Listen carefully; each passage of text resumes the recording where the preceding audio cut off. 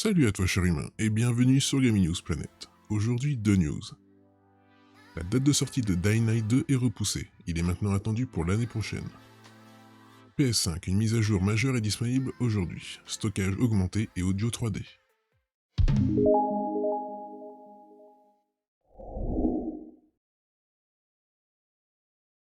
On se retrouve sur jeuxvideo.com. Attendu jusqu'à maintenant pour le 7 décembre, Dying Light 2 Stay Human ne sortira pas cette année.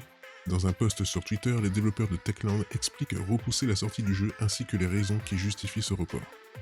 Il va falloir attendre 2 mois de plus pour mettre ses mains sur Dying Light 2.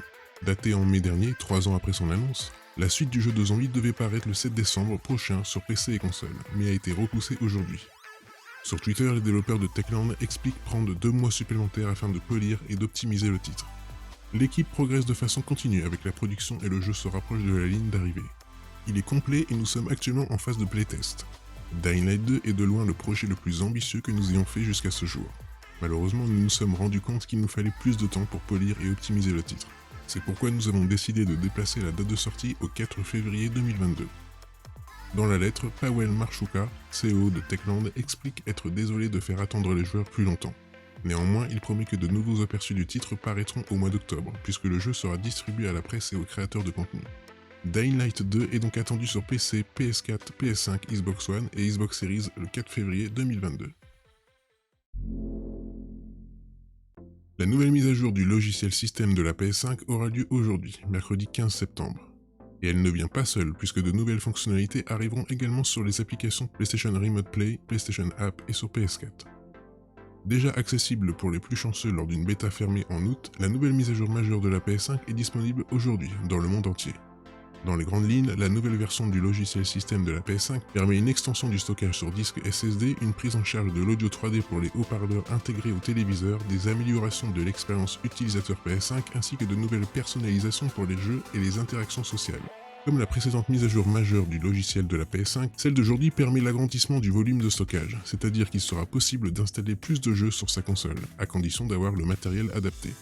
En effet, il est nécessaire d'avoir un SSD M2 d'un volume compris entre 250 Go et 4 Tera et qui doit respecter un certain nombre de critères listés sur le site de PlayStation. Une fois installé dans la PS5, il sera possible de jouer aux jeux PS5 directement stockés sur celui-ci, ce qui n'est pas possible avec les disques durs externes. Outre l'extension de stockage, une autre fonctionnalité importante fait son arrivée dans la mise à jour d'aujourd'hui. Elle permet de bénéficier de l'audio 3D via sa télé. Dès aujourd'hui, la PS5 pourra transformer l'audio du canal standard des haut-parleurs du téléviseur en un son à 3 dimensions, promettant une immersion encore plus forte dans les jeux. Une fonctionnalité similaire donc au casque Pulse de la console.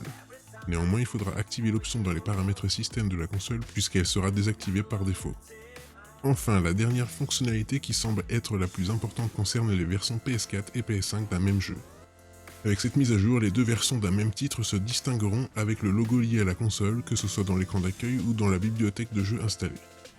Par ailleurs, on note l'arrivée d'une personnalisation du centre de contrôle, une gamebase améliorée, un nouveau type d'accolade, système d'encouragement avec leader, ainsi qu'une capture automatique de vidéo immortalisant un record personnel.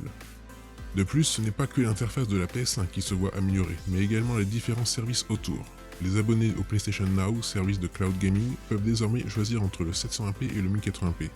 Concernant le PS Remote Play et le PlayStation App, on peut lire les nouveautés suivantes sur le blog de PlayStation.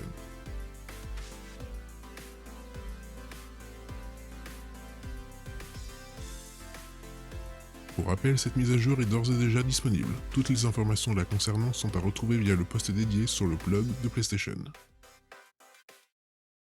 Et voilà, c'est la fin de cette vidéo, j'espère qu'elle vous aura plu. Si c'est le cas, n'oublie pas de mettre un like, de t'abonner, d'activer la petite cloche et de me suivre sur Twitter.